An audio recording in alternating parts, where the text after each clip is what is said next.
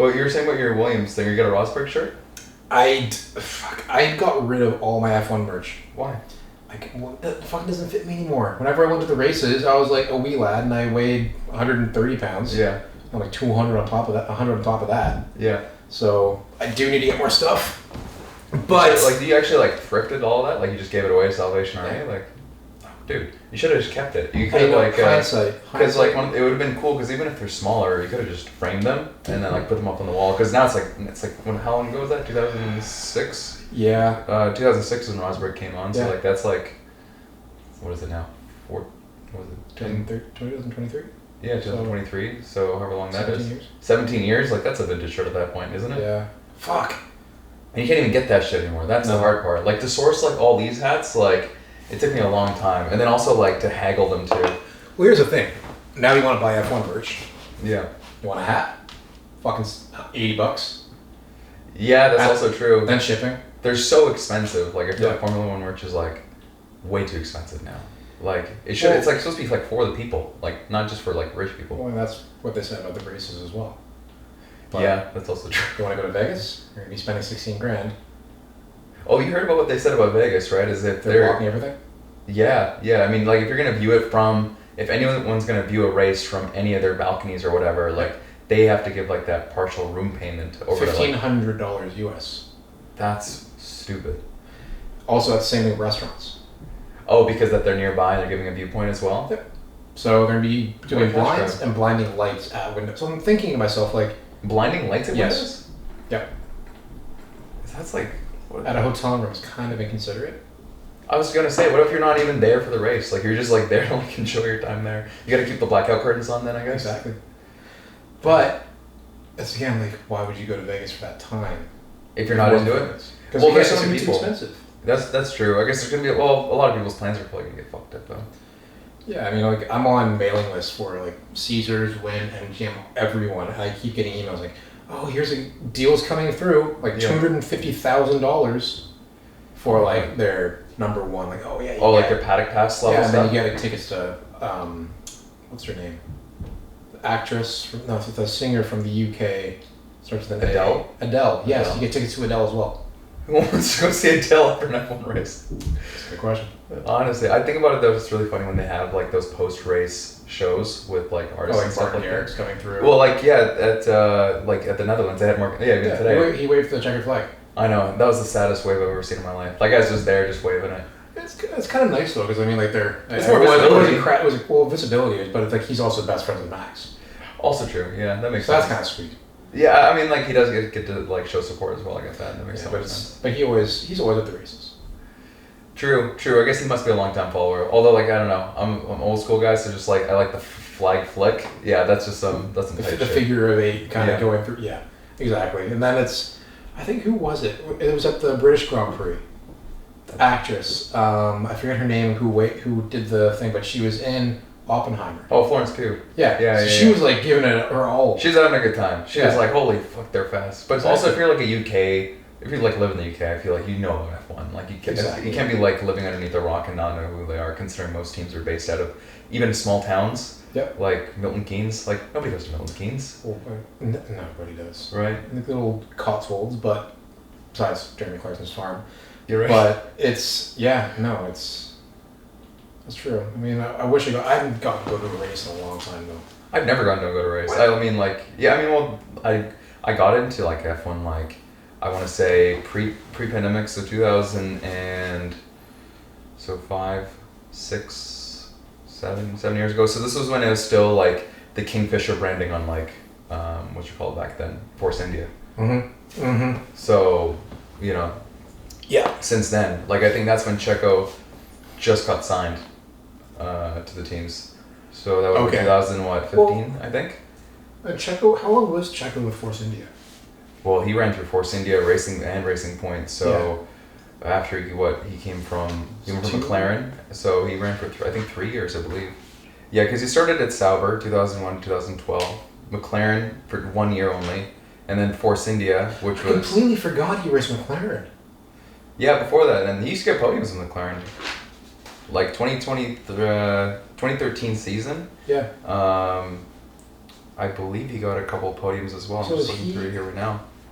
Who was his teammate in 2013? At Force India? McLaren. It would have been at McLaren, I believe it was, I think it was Nico Hülkenberg. Let's double check that. Huh. Force India. Let's see here. Sauber, McLaren, where's McLaren here? Sorry, not at Hülkenberg, I'm thinking of back at Force India, but no, it was Jenson Button and Sergio. When Jenson ran for, when I think this is right around when Lewis left for Mercedes. Okay. And then the season after that, Perez left, and I think Alonso took his seat. And that's when they got Honda for McLaren. Honda, McLaren. 2014? Yeah, that would be 2014, because it was still McLaren Mercedes up until then. And then afterwards, that's when it kind of went down to shit with what's his name, with Alonso coming back. I remember I was so excited about that. That was such a disappointment. Mm-hmm. I mean, that was a little bit before my time of watching, but I remember in retrospect, I just seeing like reading about it and watching like old clips, you're like, oh, that's brutal. Well, I mean, that's kind of where McLaren's been for up until 3 seasons ago. They've always been mid to bottom tier. Mid to bottom tier. Only recently, only since I think after our boy. Yeah. He got his podium, and everyone's like, okay, they're actually starting to get back up there, right? Yeah, I mean, I think, going back to our boy Carlos here, like, that guy's been turning around teams, every single team that he's visited, almost, I want to say, after Renault, he's been turning around. Which is really added to 2 out of the 4 that he's raced for. It's kind of funny, because he goes in, turns them around, then... then Danny Ricciardo goes in.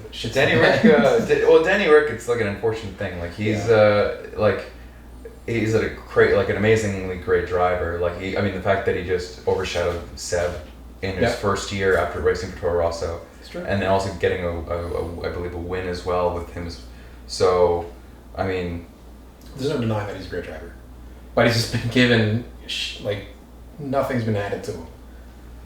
No, I mean with Danny Rick, it's kind of like you had this point of like, oh, he's gonna be the next Seb, right? Because he had this meteoric rise with Red Bull, and obviously beating Seb in the following championship in points, which was crazy. You're like, holy shit, there's gonna be someone to continue on the legacy of Red Bull instead of this long held gap until Verstappen pretty much came along, and then showed that prowess basically. But then him going to Renault, I think it was a terrible mistake. Bad idea. He wanted to shine because being in Red Bull, he was always in Verstappen's shadow. Yeah. He wanted to and that was if you watch Drive to Survive, then everyone would be like, oh, all of that drama being built up, and then all that pumped up anger, I was just not given the opportunity. Yeah. Then he goes to somewhere where he thinks he's always gonna be happy. They always released those videos. The teams always released the videos of. I think they released a video of Danny Ricciardo going to the Renault factory. Everyone being so happy. Cyril was there. Everyone was happy. And then he was like, yeah. And then the McLaren did the exact same thing. And then he just did the exact same video at alphatauri. Yeah, that's just marketing at that point, that everyone's really happy. But in reality, everyone knows what's up, though, for the most part. There's not many drivers that actually, I don't think, insert themselves the way that even Carlos has. Oh, no. Carlos, when he joined Ferrari, I was watching all the leading up, even his own posts or the multimedia that they do and stuff like that. I feel like he entrenched himself into the Ferrari factory for such a long time. As soon as I think he got signed, I think he's I want to know anything and everything, and then taking charge. And then even the first few races that he had, at that point, I felt like he was calling more strategy calls than even his own race engineers at that point.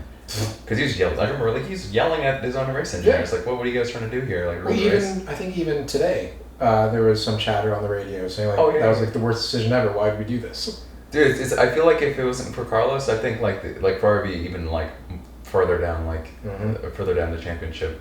Because at this point, hard to do, but yes. Because it's if you look at Charles, he was Ferrari's wonder boy, right? When he got signed with Alfa Romeo back in the day, and then he gets They went at Monza. He won at Spa. He won this in the Italian Grand Prix. Charles Leclerc. Yeah, exactly. Like, Charles is gonna have the way that looks like he's gonna have like a John Lacey career. Like, was gonna be multiple wins with Ferrari. Yeah, but never a championship. Because it's like they don't have what it takes. Like the last time Ferrari won a championship, or not even a constructors championship, just a drivers championship, Kimi. Yeah. In 2007. Yeah.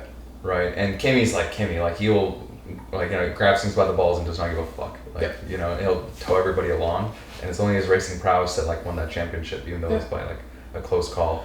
Exactly, and then Kimi was like, "All right, I'm done. I'm going to go to rally." Yeah, it doesn't give two fucks. It doesn't give two fucks. Gonna go to NASCAR. Gonna go to rally. Yeah.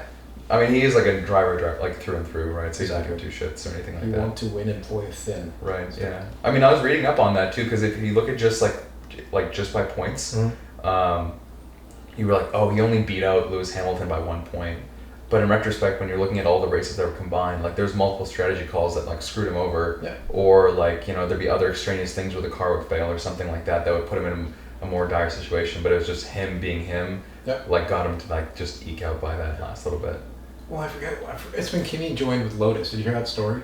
Oh, where he bankrupted Lotus with the points in the contract? Yeah, it was nuts.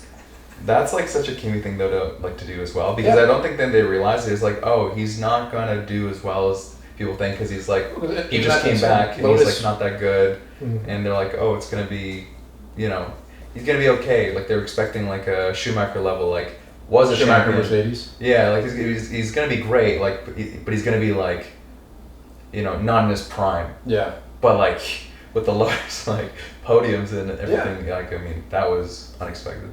Very unexpected. Yeah, that's amazing. That was cheeky of him to put that into his contract, though. Like, yeah, okay. Oh, yeah. I mean, no big salary, but I get a bonus for every point I get for the championship. I mean, honestly, I like that just shows the lack of confidence that they had in Kimi when they signed him on to do that, because they did not expect that. I mean, any other like accountant would be like, "This is the worst mistake of your life. Like, this is how you're gonna bankrupt us," and they're like, "No, it's totally fine. It's okay. We don't really expect him to." It was he's been gone rallying. Like he's not, he's not going to be doing anything. Like he's not going to be doing anything crazy. And lo and behold, he just destroys everybody. Yep, that's his thing. It's Kimi, Iceman.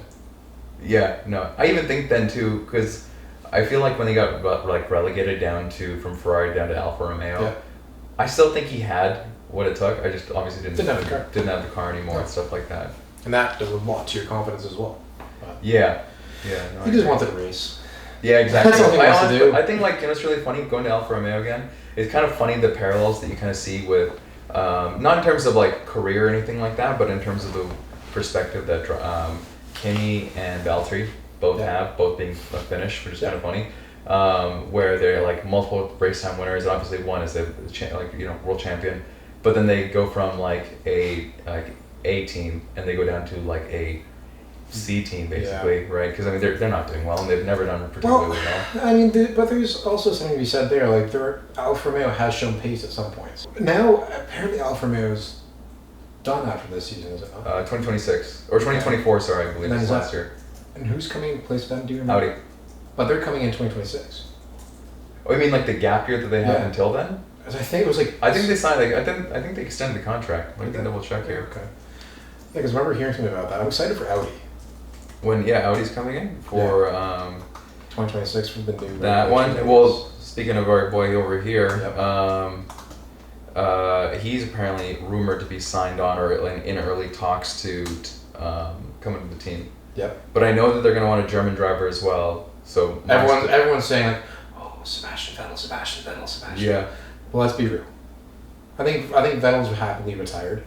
I think he's retired, but I think he's definitely going to come on as like if he doesn't come back, he's going to come on like a Niki Lauda level advisor. I hope Mick. The problem with Mick is like I had so much hope for him. Like in the couple early pots that I did, I was just really rooting for him at that point. But I don't know if he has like that level of confidence anymore that he used to. I think he does. I think this year, because like even just seeing him posting about like I'm in the sim, he's doing his work, he's actually bringing valuable information to Mercedes for these races. A lot of the times when Mercedes have to do like different strategy calls, like it's Mercedes' car is not fast compared to now. You mean? Well, now it's better. They've had some upgrades, but at the beginning of the year, like it had to be strategy. True. And Mick was a big part of that. And even Toto said it, Lewis said it, George said it. Like, yeah, like Mick is doing phenomenal work for us on the sim. Oh, on the sim. Okay, running. I think they're using him as a valuable part of the team. I think that's why just Toto was his manager for the longest time. True. And I mean, yeah, the family has run with Mercedes. Like, I don't think most people know that everyone associates Schumacher as a Ferrari guy.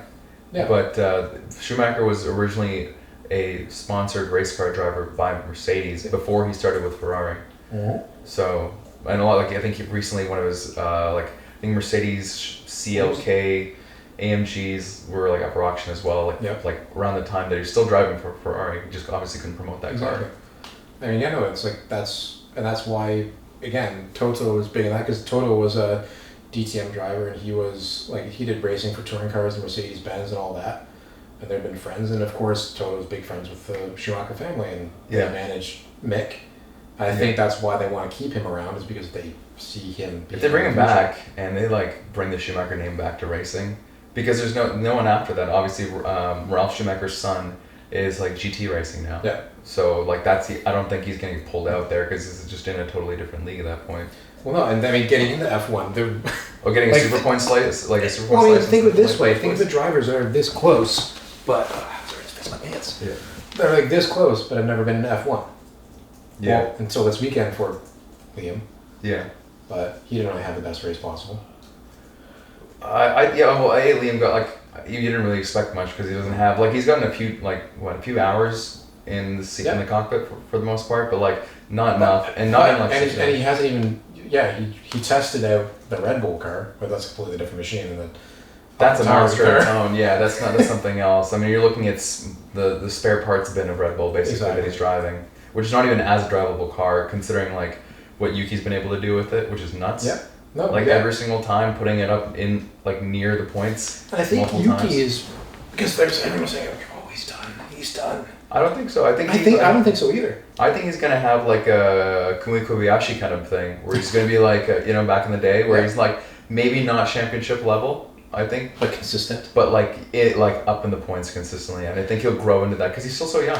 He's like 20. He's young, but I mean, it's kind of too bad because again, the cars that they're given. I think, like even it's kind of funny because as a driver in itself, every time Red Bull posts a YouTube video about like Yuki versus Max in mud boggers or monster trucks, Yuki always wins. Yuki always wins in these weird freaking races that just weird in general. Yeah. I think he's a great driver. He just doesn't have the car to do it, and he's always been alphatauri, and it's like right now with this like what was that stat they were saying on Twitter earlier this weekend when Danny Rick smashed his hand. Yeah. More drivers have driven with alphatauri this season than they have in points. Oh, I saw that. I saw that on Instagram. That meme was pretty funny. Yeah, it's true. Yeah, it's pretty bad. They're pretty cutthroat. Red Bull's like extremely cutthroat. I don't think they've cut. There's no other team that's cut more drivers than Red Bull. Like if you think about in the last 5 years, they've gone through. Only been Red Bull, right? It's everyone else again. Don't hold me to that, but it's like I think it's only been Red. I don't know any other team that have dropped them. Like the only other team that's dropped a driver recently was. I mean, you can't really count Haas. Because they had that's sanctions. Yeah, I mean sanctions. I mean obviously they wanted to get rid of Mazepin anyways. Yeah, Mazepin anyways. But then also when they had no money left over and they had to drop Mick as well to totally revamp everything all over again. Because at that point they couldn't have Mick driving anymore because there's just too many crashed too many times. But that's a different type of drop. That's not like the mid-season drop. No, I mean they went through Albon, they went through Gasly, they went through obviously they dropped Carlos, they dropped who else they dropped what's his name Nick De Vries. They dropped De Vries, they dropped obviously what's his name back in the Daniel Kvyat back in the day. People forget about Kvyat as well. And he was honestly, I completely forgot. he was promising driver at one point as well. Remember what's his name? It used to go. Seb called him Rocket Man or something like that back in the day. That was really funny. He was driving dangerously, but I think what is that? Can you count 6 drivers now almost? Yeah. Right. That's past 10 years. Yeah. Not even past 5 years when you think about it. It's fun. that's more than a driver a year pretty much at that point. And no other team's basically done that. I mean, like McLaren and Ricciardo pretty much separated ways at that point because whether who dropped who, Yeah, but I'm actually really curious about that. But he's got a nice severance package, so I think. Oh, dude, he got paid basically what was the rest of his contract and then not driving. It was something like 6. I don't even know what the split was. A good amount of money, but to not race and just chill in Monaco. I mean, and then that being said, he only chilled in Monaco for half a season, then he's brought back to the league. $18 million. Yeah, $18 million to walk away. Like that's unreal. And that being said, he was going into that thinking, I'm not going to be racing this season. Yeah. And now he's he raced. Not really. Yeah, shit. Going back to that though too, I realized like I watched that replay like multiple times. Of him hitting the wall. Yeah. Well, what happened was all of a sudden like you couldn't even see. Yeah, with Piastri. Because like, the way it is, like you go bank left. It was a bank left and then a bank right. Right, and then you go over. Yeah. And then he says, "I'm either gonna hit the wall or hit Piastri." But the way that his wheel was, it didn't look like. He kind of. I think he like. It didn't look like it. It didn't look like he was because I don't think he was trying to avoid Piastri. I think he was just going to the wall regardless. You thought so? Well, I mean, I don't know what his feet are doing. I don't know if he's like try hard on the anchors and walk up and go in just because you don't want to hit him. Yeah. But it didn't like the way his hands were moving. Well, it didn't look like he was about to hit him and then cross out of the way there. I agree with that, but sometimes what I'd imagine was that like he might have seen him at the very end there. Yeah. And at that point, because it was his first FP1 in that race like in a long time. Did he wait? He didn't race in the prior like. Zandvoort last year? No. What was his race before Zandvoort? It was oh my goodness. Hungary? Belgium? Yeah, in Hungary. Yeah. Or Belgium. It was the Belgian Grand Prix, right? Yeah. Yeah. Just looking at it now. I think he just like froze. I think at that point because he's just a little bit out of it. Yeah. That's my assumption. Yeah, maybe, but it's too bad. Like, it is really unfortunate. He's getting surgery done with the same doctor that did the surgery for Stroll. Right. That's a really good surgery team. I gotta say to put him back in the seat for like within a few weeks, 3-4 weeks, I want to say, or something like that. But I mean, but I remember it was like the first. It was right before Bahrain, right? So at the beginning of the season. Yeah. But I remember because like Bahrain, the first corner is that hard, pretty much. Yeah, just locked out. I remember, and then you could see Stroll like struggling with his hand. I remember seeing they were like they cut to the inside view. I gotta give Stroll credit for that. As much shit that guy gets, right? Like I know everybody like just shits on him. Yeah. Like a lot, and everyone says obviously his silver spoon. Dad runs the team. I mean, to still have the balls He's still there. He's still in there. The balls to show up every day and say like, "Fuck you guys!" Like. Well, did you see what that? Zach Brown, Piastri, and Norris were on the show with Chris Evans. No, I missed that. So Chris Evans, like the guy that took over the seat from Jeremy Clarkson left off. Yeah. He was. They were doing like a game show on the radio, and it was Zach versus Piastri versus Norris, and Zach Brown was winning. And he says, Chris Evans said, like, "Oh, Zach Brown is dominating," and then Zach Brown commented, "Yeah, like Alonso wants Stroll." That's hilarious. And then they cut to Norris, and his face was like, just like kind of laughing. Like, so clearly, it's not just the fan base that notices, like, oh, this isn't looking good for Stroll. Yeah, it's like the team boss of like Aston Martin's main competition is making that joke, saying, "Oh yeah, Alonso's beating the crap out of Stroll." Yeah, that can't be good. No, I mean, I imagine the assumption was now, like, he's worked with, or, been teammates with, like, 2 world champions now. So it's like, maybe something that's rub fair. off. It's more like, imagine, like, your own personal trainer is, like, Mr. Olympia. Mr. Olympia, right, for a bodybuilding show. It's like, obviously, you need a coach or whatever, but, like, the amount of skill, and, like, engineering prowess, just the insights that you have at that level after, like, decades of driving is, like, insurmountable in terms of, like, what anybody else has to offer. Yeah, no, exactly. And again, they're both world champions, both incredible drivers. I remember was it last year? It was Aston Martin doing some marketing work, some PR stuff, and there was like, all right, here are the keys to the Aston Martin DB5, and Stroll was trying to drift around a corner like every time. Yeah, I know. And he could like spin around, and pass it to Seb, and he's just like. Oh, Seb's like a master at driving. I think like, oh my poor guy, he just can't win. I know. It's well, you hear about what, like that he might want to move over to professional tennis, right? Stroll. Yeah, you not hear about that? No. Yeah, there's rumors going around where he might want to be a professional tennis player now. Let's do pickleball before that, but like tennis. I know he's a big tennis player. I didn't know he was that what you call it. I mean, I didn't know he was that much into tennis in the first place, but like, I don't think he like to go pro all of a sudden. Like it's a big change. And imagine your dad pouring in like $500 million, and it's like, you know what, Dad, I don't want to do this anymore. Pass. Yeah.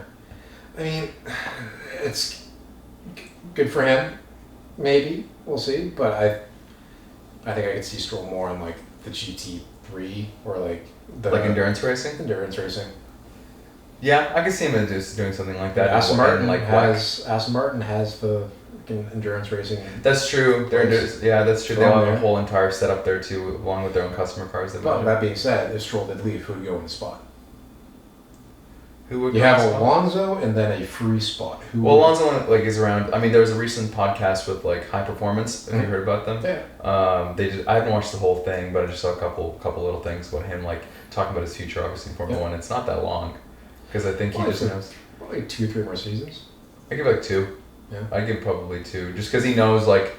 I think at this one he's like, okay, let's see the potential or how close we can get to that championship spot, or to another race win, because I think he's like just fiending for that at this point, because he's just he got second today. Yeah, exactly, so close today. It's funny, like there's those races that Aston Martin really shows the prowess, or like the pace. Oh, it's how much that he has is unreal, considering how fast the Red Bull car is.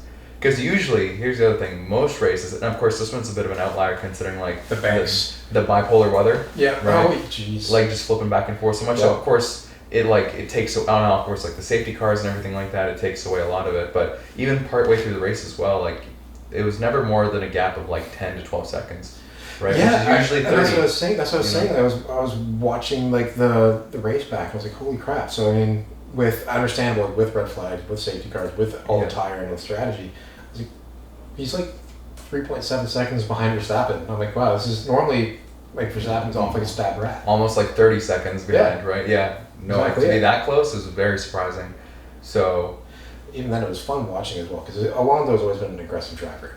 Oh yeah. No, so watching him going down, because that's what's always fun with Zandvoort. It's because of the camber, because of like coming off of turn 1, the amount of people that flew off turn 1, was it Charles that went off 4 times, I believe? Yeah. And I think and Zhou was the one that found the wall at the end during the hydroplaning incident with when the rain really started coming down. Zhou went in, Logan went in twice. Well, I think Bottas overshot, and then Zhou went into the wall. Yeah.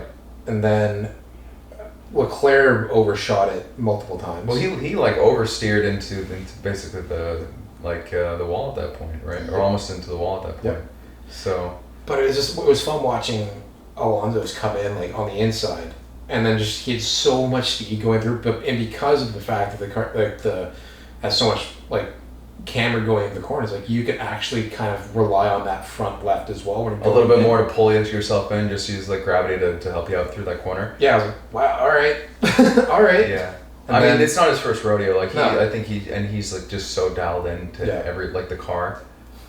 Yeah, no, but talking more about that race, I think it was in the final like 5 laps, and it was when Russell and Lewis were kind of going at it. Yeah. Did you see like I forget what corner it was, but they're coming up, and then I think George hit some grass on the left hand side. Oh, when he snapped, and it snapped like this. Pretty much, yeah, and then he had to recover from that. Yeah, I saw that. And then I think it was out of turn 4, I think, or something like that, where all of a sudden when Lewis was right behind him, and then all of a sudden the rear kicked out from underneath when he hit that patch of grass. I was like, holy! But that wasn't the only like car. I mean, that was I would say the most prominent display of that. But that was happening the entire like weekend. Yeah, I think the reason why it's so much more like wow, because like we were like kind of seeing it from Lewis's eyes, right? Yeah. And Lewis like being like, oh shit, that's my teammate. Yeah. Shit. I mean, that could have gone terribly wrong for both of them at that point, because if Russell went into the wall, couldn't come back out, hit Lewis. If he caught traction again as Lewis was passing, that could have been ended badly for both of them. Like, I don't think he'd even be like Russell's fault. I think him just trying to regain control of the car at that point, and they would have just both collided at that point, which would have been really funny. I think the last time that happened was like when Nico and no, it was Ferrari. It was Was it, no, who was it? It was Ferrari. No, I mean just the Mercedes cars. Oh, so the Mercedes. I'm talking about just Mercedes cars. I'm just remembering back at Interlagos when the two Ferraris met on the front straight. Oh, yeah. Was that Vettel and... I think that was Vettel and Leclerc. Yeah, Vettel went right into the back of Leclerc. Yeah. Yeah, I remember that. I remember that. Or it was, I think, right at the side of him, I think. Right at the end of the around the corner of, like, I think, turn 2, I think, off the racing line. Yeah. Yeah, that was something. Yeah, man, it was Rosberg. I remember Rosberg and Lewis when they came together. When they collided, I forgot which race that was, but that was mega. Wasn't that Hungary? It might have been. Let's actually double check that. Yeah, I mean, like, at least there's not that much animosity between the two. Who? Between 2016 Spanish Grand Prix. Spanish, okay. Yeah, when they both collided. Between Russell and Hamilton. Oh no, there's like a mutual respect. Compared to seeing some of the other relationships, especially that Lewis has had with other drivers. I mean, Lewis and Bottas, they've always been... That was a driver A, driver B. Exactly. Like, that was just a very clear cut, even though nobody wanted to talk. I mean, in the media, Mercedes didn't want to talk about it, but that was very clear cut, though. Yeah. Everybody knew that. Which, I mean, but Bottas played that part incredibly well, and he won races.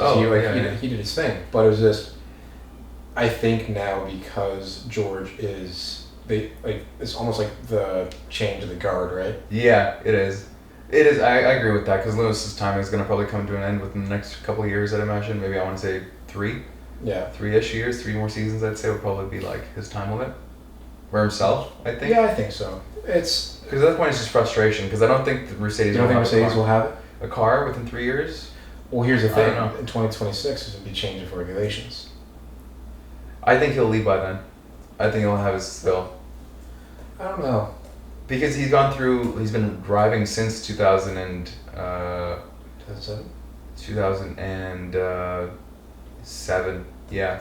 2007. Because his first championship was 2008? Yeah, his rookie year is 2007. Yeah. Yeah, which is nuts though, to come P2. Yeah. Or like in the P2 leveled within it with a 2-time world champion. Yeah.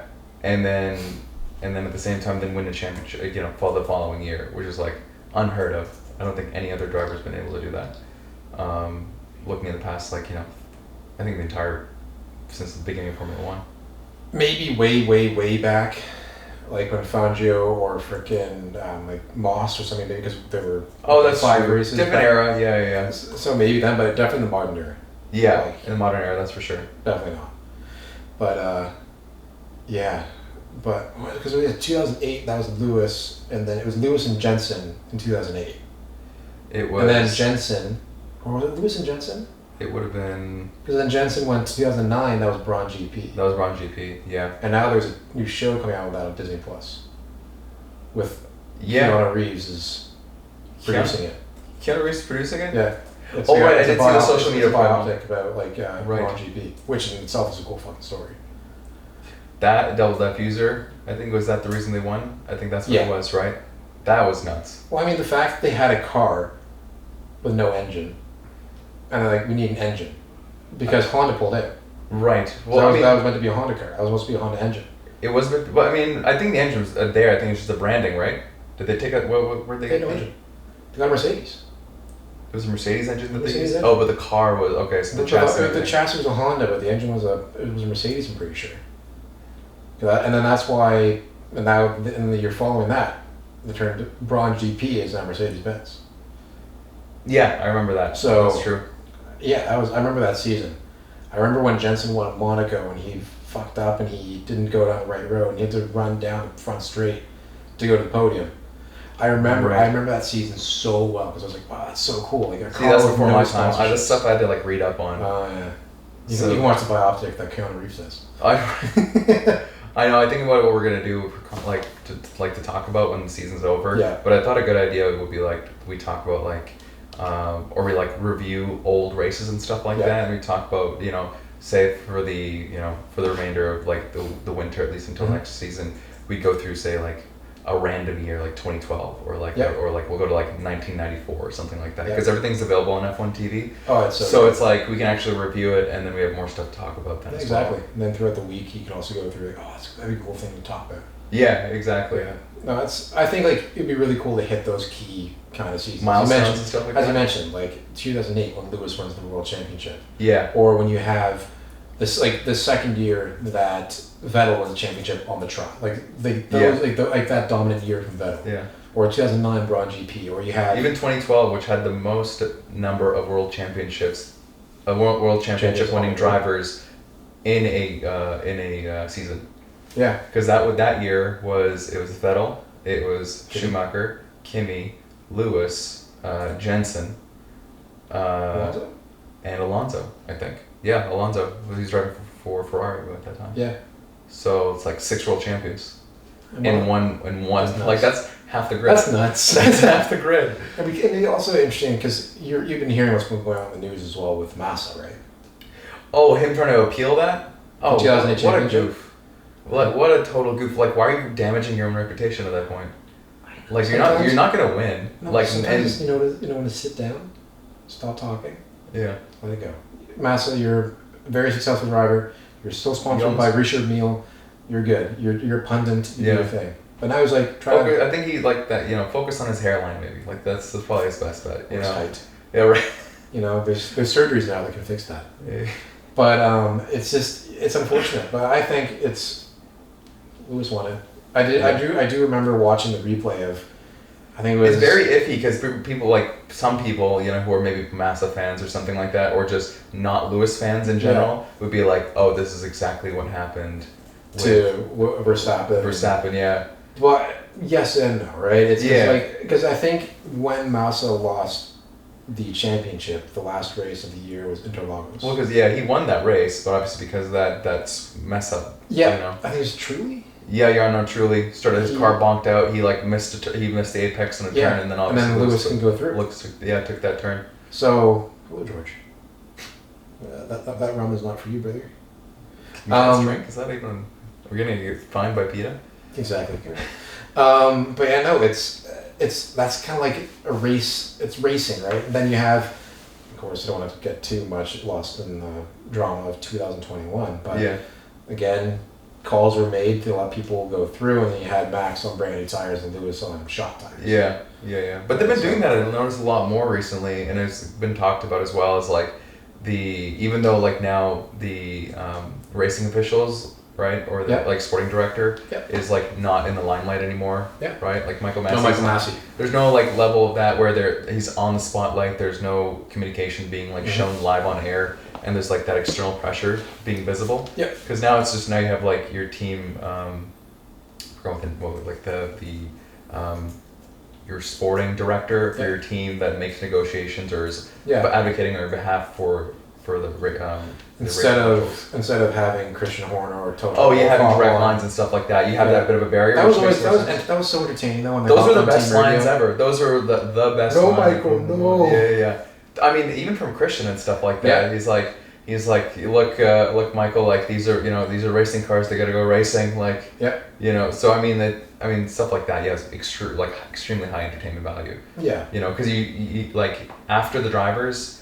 The next, most adrenaline-filled people in the paddock are obviously the team principals. Yeah. Right. So it's really funny watching them like explode basically onto like. Well, I remember that moment when it's very vivid of Toto Wolff smacking his headphones on the table. That Bose, that was great marketing for Bose. Oh, yes, a lot of eyes on it.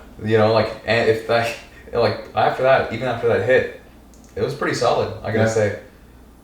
I was like very surprised. I'm like that. If anything, that is the best marketing you can have for a pair of headphones. Getting smacked on the table by a giant Austrian, and still surviving. It's not like a billionaire Austrian. You know what I mean? Yeah, exactly. It still survived. That. I'm sure it worked too. Probably after that. Yeah.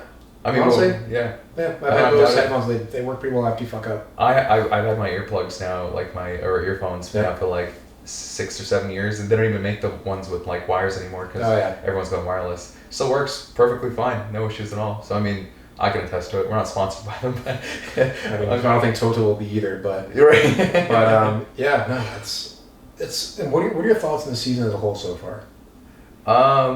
It has its highlights for sure. Ebbs and flows. Yeah, it's ebbs and flows, but it's nothing like that level of excitement. Say last year, when Ferrari came out, and there's like this like renewed level of excitement around Formula One. Now there's other dueling teams because now it's like a now I don't even. I just covered like the first two like first people. spot, yeah. Like, I don't care. Verstappen's like has autopilot on. Like if anything, like he just matched Vettel's record. Yeah, 9-time race wins consecutively. Yeah, that's nuts.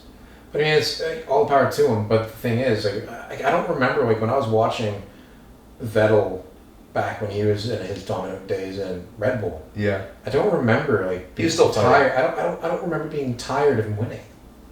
No, I mean, looking back at some of the videos and stuff like that, I'm watching clips and stuff. Like he still had to fight for his championships. It's not like they came close. There's a lot of times when he'd review like the leaderboard, he'd be like 4th in the drivers' championship and then work his way up, right? So yeah, he had a great car though too at the time, but I don't think it was the best car. You know what I mean? Like there was right behind him, there was other drivers chomping in the bit as well. That's true. Yeah, no, it's just again. But like this level of dominance, but it's the same thing when like when Lewis had the W13. W13 was it W13? Or the W11, the really stupid fast one. Oh yeah, sorry, it would have been the W11. Yeah. Because I remember like watching that thing going around Spa. W11 was like had its own gravity field at that point. Exactly. I remember watching that thing going around Spa, and like after the main straight. Yeah, 13 wins. Sorry, you're right. It was the W11. It's nuts. 13 race wins. That thing looked like it had its own like gravity field. Like it had more suction to the ground than Dyson. Yeah, exactly. I was like, holy crap! It's like it could have been a fan car, but. Like, I don't remember. Like, maybe because like, again, I'm not necessarily. I don't hate Max. I don't hate Red Bull. I don't hate any drivers. It's hard not to hate. All I wish, not gonna lie. I just wish there was more competition. I just wish there was more hate between drivers. I want that like back in there's no drama anymore in Formula 1. Yeah, there's no people throwing helmets at each other's cars. There's no like fights in the paddock. They make everything so prim and proper. Yeah. But like, dude, in hockey, in football, in baseball, like nothing's better than a baseball like dugout emptied brawl basically. I mean, even in NASCAR you see fights. Well, you saw that recent one. Did you see that? I forgot who it was, but when there's those two race car drivers that were just in each other's faces and then just started hammering each other. When push comes to shove, they'll actually punch. But I don't know. It's just due to probably sponsors, and it's not like the good old days. It's not the Hunt. Lauda. Yeah, it was Noah Gragson and Ross Chastain at the NASCAR Advent Health 400 when they were like in each other's faces. Love those sponsors. I know. Advent Health 400. Advent. The U.S. has the funniest sponsors, to be honest. But I mean, when you have like 400 million people, almost, The Applebee's 500. Yeah, sponsored by. Yeah, no, it's pretty funny. They have all those. It's funny that I guess it is. They're limited by like the prestige and prowess and all that kind of stuff, and watching out for sponsors. Well, but think about it though. How many more clicks does a fight get, or like flare-ups get, versus like a regular highlight reel? Yeah, sure. Everybody clicks on that. Doesn't matter who you are. Like if you find it, like we don't even watch NASCAR. I mean, I'll tune in here and there. It's a clip that Minky's would actually send to me. Oh really? Oh, that's so funny. He doesn't even watch Formula One. Or doesn't watch Formula One racing. See this fight? Yeah, exactly. So I got a helmet to the head. Exactly. And you know what? Any PR is good PR. Yeah. Right at that point. But it doesn't matter. I don't think. But back then though too, like when Schumacher like stormed into the paddock after drove right in the back of like David Coulthard. Yeah. It's not like it was bad promo back then. They're probably still heads, but I mean they still raced. They still Or even when Max went into. I think that whole time in itself is dead anyway. Just like. Hearing the stories, like when Schumacher won his, hearing the stories of Schumacher and like when he won the championship, and the parties that they had, and like driving forklifts into walls and shit. Oh yeah. Like this, you don't see the good old days. No, exactly. You don't see that anymore. Like. It's because of visibility now, and now everybody has a camera. Everyone has a camera. Everyone has. Well, that's what he talked about. What's his name? Schumacher back in the day came across like a quick thing on Instagram talking about how he used to love going down like south. Mm-hmm. Down to like Texas and Tennessee and stuff like that, and go party with his family there. Yeah, exactly. So he used to the other thing he used to love is because nobody needs to know because it's NASCAR. It's NASCAR area, so they don't watch Formula 1. He's a German guy. Yeah, exactly. They're just like this, and he put on a cowboy hat, the boots, and everything, and he's like a regular guy, and just have big ass parties there. And they used to have like the anonymity now, but like now, everybody's has a phone, and everybody can just film you doing something, and you can get caught for something that's like 20 years ago would be totally private, like you're shooting shit with the boys or something like that, Yeah. and all of a sudden you just get canceled for saying possibly the wrong thing at the wrong time, right? Or without just taking it without context. And then also with it being at that time, place, and moment, it could have been okay. But now, because of the changing tides, Yeah. it's not good to say certain words anymore. Yeah. Like Yeah. I'm not gonna say it, but Yeah. right? It's like I used to all the time with my friends. Yeah. What, retard? Yeah, exactly. Not the yeah. But yeah, exactly it. So it's just like I don't know. I'm glad they came out of frame and come. Yeah, exactly. And good to know I wasn't. Yeah, I'm not a stand-up comedian, so and I don't rely on that kind of money, so I can't get away with that. I'd probably get fired. Exactly, I'm not in that rife. Right. Can't do that. Crowd work you can't do. But yeah, no, it's I don't know. It's just hopefully I just hope the rest of the season is actually fun. We'll see how it goes. I think what's happening now is like what do we have next? Let me check here. we have let's see. You have the Italian Grand Prix. We have Monza next. Monza. Then we have Singapore, Japan, Qatar. Then we have Circuit of the Americas. There's a lot of races coming up, dude. I think there's some really good ones. Yeah, there's gonna be some really good ones coming up soon. I always like the Italian Grand Prix. It's always a Monza's mess. always been good. It's always a mess when they have like when they always like back up, right? Like the parabolica getting for the Super qualifying close. laps. Yeah, get That's super, always super so close. exciting. They get really stacked up close together. Yes. Because it's such an old school track, though. That's the And thing. that's why I like those tracks. Old school track, old school racing. That's why I like those tracks. Like, I remember. I think some of the biggest highlights have come from tracks like that, for the most part. Yeah, right? I mean, I'm trying to think back. Like back at the race when I think it was getting into the first set of chicanes at Monza. In 2021, with Lewis and Verstappen on Yeah. top of each other. Yeah, that was like racing like that. That's fun. That's exciting. Wheel racing. I think they limit drivers a little bit more than they used to. Mhm. I know that, like this race, it was kind of nice because drivers were able to get their elbows out a little bit more, because you had like multiple times, like you had Gasly fighting up front. You had You had Norris up there. You had Norris up Russell there. up there. You had Yeah. Verstappen up there. You had. I don't think who else was up there at some point. Alonso was up there at some point. Yeah, I mean, in the top 10, there's a lot of back and Yeah. forth, and elbows were out. Well, like that's with the thing, Sainz, but that's Sainz and what comes Gasly, in strategy, Sainz closing the gap, Yeah. closing the door on Gasly multiple times. Yep.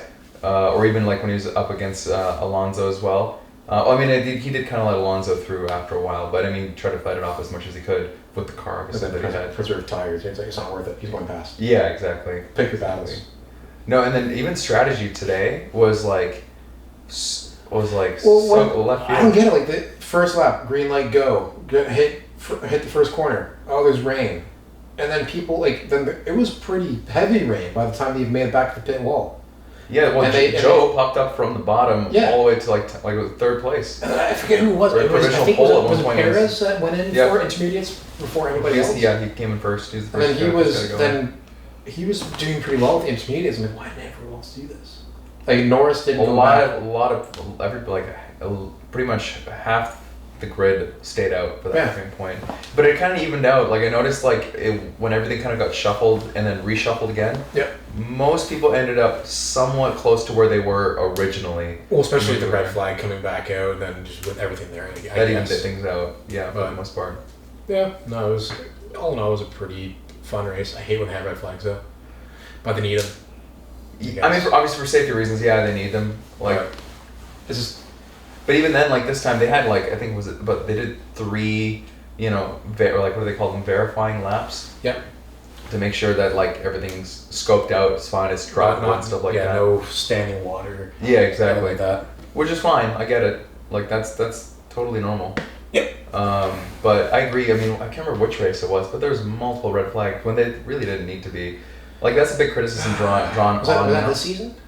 There was one this season, and there's a few I want to say the last couple seasons, ever since they took out Michael Massey, Yeah. and they have had rotating different. Race directors. Yeah, exactly. Different race directors.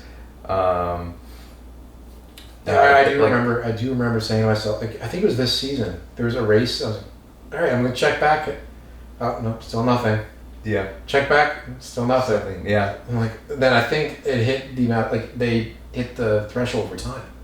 Yeah. I remember that. I forgot which race that was. That was when I think I'm thinking of was it Spa like 2 years ago? Well, Spa I remember when George Russell had his first podium. Oh yeah, that was rained out though. Yeah. They couldn't really do anything about that. They just basically got quali through, and then they just basically got the minimum amount of laps. Yeah, exactly. They had under safety car, I think. Yeah, basically. So, I mean, you can't really do much about that. But I noticed that ever since they basically not, I want to say not out as publicly facing as they were in terms of like the racing directors, and the fact that they're kind of swapping them around now, like there's not just one anymore. I think they have 3, and then obviously there's a couple in rotation as go along. Like they're very inconsistent now. And then they also because this time it's very elbows out. I noticed in races prior, it's like a slight movement, where they might think there might not be enough space. They're automatically 5-second, 10-second time penalty for not providing room. What was it? Norris and Russell. Yeah, they got pretty close in on the final laps as well. Mm-hmm. Well, final laps, close with final laps, but then I think that's what took Russell out. Yeah. No, it's one of those things. But I was gonna say Albon though. That was one driver that I noticed, and I know that there's news now that there's possibly 5 teams looking at him to poach him out of Who wants him? It's been speculated. There's always been these possible 5 teams. It's it's like the early rumor mill. Exactly. It's not enough where there's that's the thing. It's supposed to be silly season now. This is when stuff starts happening. Shuffling around. But I think things are pretty set this season. Yeah. I think it's going to be the following seasons when there's more contract renewals that are going to be up. Right now, I think it's a lot of just early, hey, how's it going? What's in your mind? Where are you going to go? Kind of talk. Not here's the contract. What about Russell, Albon? That would be nice because they're childhood friends, but I don't think that's going to happen. I don't think Mercedes is going to want them. I think, the rumor mill is he's with Williams and Mercedes. And so there's kind of that tie already. There is that tie, but from what I've heard though is that they're now moving away. Well, they're moving away more from trying to be as connected to Mercedes as they used to be. Oh, okay. So they want that bit of a discrepancy. You know how it was kind of like Alfa Romeo, Ferrari for a while, but even the Alfa Romeo Sauber team itself wanted more distance from them. So instead, what happened was instead of offering that level of support like that Ferrari did to Alfa did that with Haas when they brought in their chief aerodynamicist from Ferrari for Haas, and basically brought the whole Haas office into Maranello at that time. Right, because everybody knows every team kind of wants a B team after the alphatauri, right? And I think you're right with Williams and Mercedes. There still has that connection for sure, but I don't think it's as that level anymore. Because I think what they're trying to do is pivot away from that. That's just my assumption, especially now with teams that are going to be up for changing their engine supplier. Yeah. Right, because now you have Ford coming in. Now Ford, that puts Yuki's position in jeopardy because the only reason that Yuki even got that spot was because of Honda. That was I very strong opinion about having that being a contractual obligation. Not knocking Yuki's ability to drive because we've seen him grow now, and like I said, I think he's going to be a points contender in the seasons to come. But that's again if he'll have that drive or not. That's if he'll be able to keep it. That's exactly it. Because I remember it was supposed to be because Red Bull was supposed to bring everything internal. And then Honda dropped their sponsorship with Red Bull. Yeah. But then Red Bull's Ford. Yeah. Kind of kicking the nuts to. And then, but Honda's now going over to Aston Martin now. Yeah. So, which is kind of funny, a Honda-powered Aston Martin. I know. Can you imagine a VTEC, a DB11 with VTEC? Yeah, that's weird. Because the engines that are in the Aston Martins, well, at least the 8 cylinders, those are AMG engines. Those are, yeah. Which I think the F1 edition that's just upstairs. Yeah. That's got a freaking twin turbo V8. AMG sourced V8. Yeah. I mean, which is kind of funny that the cars themselves mirror the actual road cars. You mean the race cars mirror the road cars? That they're Aston Martins powered by Mercedes engines, which is kind of funny when you think about it. It's not really present in any other manufacturer. Maybe Ferrari because Ferrari's a car. Yeah. I mean, to think of it, it's only Mercedes-Benz, Alfa Romeo, Ferrari, Aston Martin. Alfa Romeo. Well, actually, Alfa Romeos are technically, Ferrari. Fiat sourced. Yeah. Dodge sourced. Fair. Yeah, Stellantis. Stellantis sourced. Stellantis sourced. Yeah. It'll be interesting though, because if you have Honda like now powering Aston Martin, which would be an interesting like. I feel like it's adds such a layer of complexity to your marketing if you're Aston Martin, like just the auto group, because you're like, well, we're owned Aston Martin, the Honda. Right? Yeah. You're just like, well, it doesn't even make any sense. So, I mean, that's what I'm curious about, because I know You can have like an Aston Martin. I remember when right. Can you imagine that? When Red Bull had Honda powering their cars, it was Red Bull Honda. Yeah. Right? Oracle Red Bull Honda, or the hell their name was. So I mean, now it's Red Bull Ford. Red Bull Ford, yeah. Oracle Red Bull Ford, whatever it's gonna be. Or we like Aston Martin Honda. That's like again. It's a weird combination, I gotta say. Yeah. That, you know what? Speaking of weird combinations, like alphatauri is going to be title sponsored by Hugo Boss. That's weird. Right? Wasn't Alfa Romeo also looking at that? Alfa Romeo, I was looking it up right now. You're right that their Audi's coming in 26, but I heard another thing about AlphaTauri getting a new sponsor. AlphaTauri, it is Hugo Boss AlphaTauri. You mean like another title sponsor? Yeah, the actual automotive sponsor. I don't know who that would have been though. It's probably going to be Ford, obviously, because being tied to. Yeah. Because they're not going to let it Sauber go. coming back too? Audi Sauber? It is going to be Audi Sauber 2026. You're right about that earlier. It's, end of 2023, that's when their partnership's going to end. But that 3-year gap, I don't know where that 3-year gap's coming from. Let's look that up. I don't know actually who would take over for Audi in the meantime. I guess it's just going to be Sauber. I don't. Or is AlphaTauri going to be sponsoring? Because AlphaTauri is a Red Bull company, so I don't know. Yeah, I'm just looking at the 4 years in 2026. Repeat.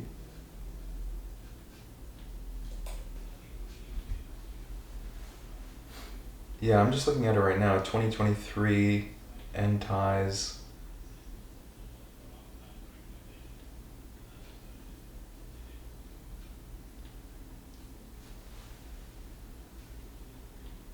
Yeah, I think this is going to be Sauber for a little bit. I think they're just going to have to hold their own for a little while. Huh. Yeah, I mean, it's going to be like Orland Sauber probably or something like that, Yeah, considering that's their main title sponsor for the time being. Because there's that 3-year gap. It's not like they're not going to race. No, they will have to. They're just going to be short cash probably around that time, so they're going to be even further down the bottom, further down the grid for that time where they're short for cash. Andretti. Right, Andretti. Dude, Andretti, that's I was talking about that like last year when I first started the pod, and I was like tweeting and stuff like that consistently about like advocating for. Obviously, it's not like I have any real say, but I was like, as a fan, I was advocating for that because it's like that. It's a that generationally savvy like racing team, right? Like all the way to Mario Andretti from back in the day, and his son, and then his grandson racing. So it's like it's not like they don't have heritage. Like, and then I know like there's other resistance from teams. Like Toto was talking about it. Like teams. They don't want to dilute the brand, but it's not like we haven't had more than 10 teams before. We had 12 and 12 or 13 teams prior to other seasons as well. Yeah. And then that's not like it diluted the brand as well. No. More teams is probably better because obviously then you can have. That's more marketing money. That's more marketing dollars spent on another team to buy shirts about. And especially because I guess think about Andretti, it's American. Huge, yeah. That would be the American team basically because Haas would hate that. Haas would eat into Haas's funds a lot. But I mean, to be honest, imagine if they put like an American driver or something like that. Yeah. An American driver or even a Mexican. That's actually fucking true. Why wouldn't Andretti want to hop on with? I guess Haas has their own NASCAR team as well and their own. And yeah, so I guess it's just conflict of interest there. But you know who I thought would go really well together is Cadillac.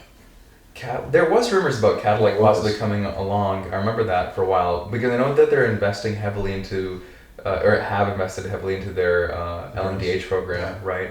Which is huge, by the way. That I feel like that's because of F1 now being like the global brand that it is now. Ever since Drive to Survive came out, because before it was still pretty localized. Like only if you knew, you knew. It'd only be like like, I mean, you've been watching it even before than I have, right? So it's still very niche. Like, nobody even knew what. I was watching on Speed TV. Right, exactly. Way back when. Yeah, I remember like just first starting to watch when they started putting up like highlights and stuff like that back in like 2015, 2016, which is like I was just so amazed. I was like, there's all this like crazy racing going on, and like how does not everybody like know about this? And of course, when the 3-4 years later the series comes out, and like that really puts. And then obviously it came out during COVID when everyone was like... Everyone's stuck inside. Everyone's stuck inside. They're like, well, let's just watch it because it's like, there's no Dominic Toretto movie coming out.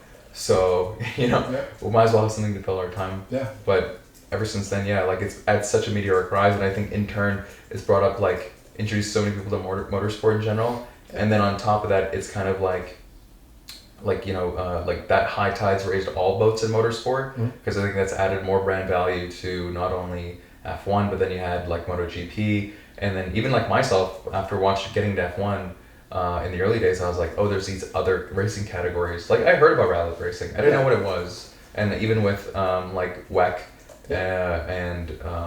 or MotoGP, like you knew about these things but didn't really know what they were. And now it kind of like the World Endurance Championship and Le Mans and all that, and because Ferrari winning Le Mans, which nuts, is the first time they've won the highest tier Le Mans since 1960s. Yeah. So true. But also what they're doing now is because of the cost cap in Formula One. Teams like Ferrari, teams like they've overflowed at that point, right? Yeah. No, they're like, how can we use our technology in other racing categories? So divert funds else. Yeah, so we know it's like let's figure out some fancy stuff for our hypercar in the Le Mans series, and how can we transfer that over to the R&D over? Yeah, that's true. I'm surprised that Mercedes hasn't hopped into that because they have such an influx of initially it was supposed to be the hypercar series, so they're like, the Mercedes-Benz Project 1, and then the Aston Martin Valkyrie, then the Ferrari, whatever the heck. And Toyota, they're building a hypercar as well. So again, we'll have to see what kind of comes to fruition. True. I mean, but even then they have. Well, I mean, now there's BMW, there's Ferrari, there's Acura, Cadillac. There's going to be Lamborghini. Yep. And then Porsche's back in the game as well, and of course Toyota's been in it for the picking up the slack since Porsche basically left. I don't know about that. The no winged car. I don't know. They probably tried something different. It's kind of like the closest thing I can maybe equate to that is like the Mazda 987B that came out back in the day, which was like that like oddball car that they're like, let's try it out, and eventually won a championship. So it's but that's kind of what, again, this is a Formula One podcast, but it's like thinking of it when you're watching Le Mans, they had the NASCAR there, the Garage 57 or the Garage 37, whatever it was. Like, there's one slot per year for a weird car that can be entered into Le Mans, and that's what that car was. Then Nissan had that Crossbow, which was like the two wheels really close. Oh, yeah. Batmobile kind of thing. So that's kind of fun. When Jensen drove that NASCAR car, it was like nuts. Yeah. The fact that it kept pace. Yeah. It came at 20th, but like considering it's a NASCAR. Yeah, I mean, it's not supposed to. And it broke down once. Now it's because of the transfer case. Yeah. But the fact that it had pace, I mean, obviously not to that caliber, but it still was able to keep up with some like LMP2 cars. Yeah, in the corners, it's just nothing. But like again, it broke 200 on multiple occasions going down the Lausanne, Mulsanne straight. Yeah, the Mulsanne straight. Yeah. It's like, holy crap! Every time it goes by, you just hear Freebird, freaking just going through. I know, that'd be nice. But we'll have to wait and see, I guess, at least in terms of other manufacturers joining and stuff like that. But going back to Andretti though, my assumption was like at that time Andretti would get pulled into like a Sauber. Sauber Andretti was what I was thinking at that time. I think they've always wanted to do their own thing from the ground up, right? Well, they have the funds now. I remember when it came out, they have like $500 million or $500 million. Like that includes the entry fee, includes the setup. They've talked to I think it would have been McLaren, because I know obviously McLaren's in the NTT what is it called, IndyCar race series. Like they were willing to help them move into that, because again I feel like it would just add more brand equity. I don't think it would dilute anything. It's another team for them to root for, especially when you have like huge NASCAR and huge like IndyCar fans that'd be like, okay, let's go watch Formula One, because obviously our boys from Andretti are going to be racing as well. But then again, we'll have to kind of wait and see. Because I thought for the longest time when there's talks of Porsche and Audi coming through, my assumption was that like I thought it was going to be a Porsche, and I talked about this like in a long time ago when things weren't kind of set in stone. It was going to be like a Porsche Williams and like possibly like a Sauber Audi, which is kind of what was happening now. So half right. I was kind of hoping that Porsche would come through. It would have been nuts because they haven't basically been around since they entered as an engine supply for the Footworks team back in the day, and they haven't been around since basically then. But they have such a I know, it'd be kind of cool. But again, that'd be so mega for their brand. But I mean, they went back into like endurance racing. Right? Exactly. So. And they got to pick up that slack because obviously they were like high and mighty with the 919 hybrid back in the day. Yeah. Right, and just like consecutive wins, but. I don't know. Maybe I think with the Volkswagen Group, I think they just hedge their bets basically in terms of being able to offer like it being a marketing exercise, because obviously this is all it is a marketing exercise for them to be able to do. Let's put 1 foot. Lots of racing is right. Yeah, exactly. I mean, 1 foot in F1, 1 foot in endurance racing. Yep. So and then the fact that Porsche already has the experience, they're like, okay, let's do that. And then the fact that Audi, from what I can remember, think of it this way, like Audi has, I think. I don't know if it's the most, like, when they were in endurance, I think Jag has the 4th most wins. I think Audi, Ferrari, like, has the most Le Mans wins ever. I know Porsche is pretty high up there as well. Audi was the huge in rallying back in the day. Yeah, in the 80s. That's my thing. That's my whole domain. Yeah, when you have Walter Wohl, Michel McDonald, Stig Blomqvist, and all those guys. But yeah, no, it's like, but even Audi with the TDI V10 and all this stuff through back in the day in Le Mans. Yeah, that's true. Like early 2000s. Well, there was like when there was like the Audi Porsche Works teams back in the day, right? Exactly. Yeah. Like you could they were unstoppable. True. I mean, yeah, it started in 1999, won in 2000, again 2001, 2, 4, 5, 6, 7, 8, 9, 10, 11, 12, 13, 14. So 9 Le Mans winning cars, right? So yeah, 2001, 2. Yeah.